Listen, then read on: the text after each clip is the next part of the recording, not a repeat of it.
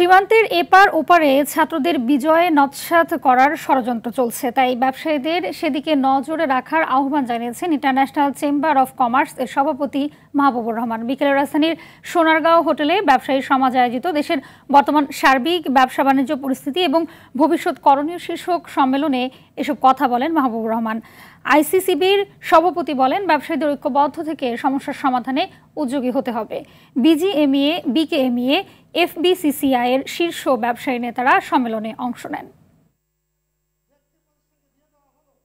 এমন একটা কনস্পিরেসি তৈরি হওয়ার চেষ্টা হচ্ছে যে যাতে করে আমাদের এই যে বিজয়, এই অর্জনটাকে নস্যাৎ করা, এই ইন্টারিম গভর্নমেন্ট আনসাকসেসফুল হয় এবং এই রিফর্মগুলো করতে না পারে, ইলেকশনটা যেন আরও দেরিতে হয়, যাতে করে পলিটিক্যালি একটা আনসার্টেন সিচুয়েশন ডেভেলপ করে।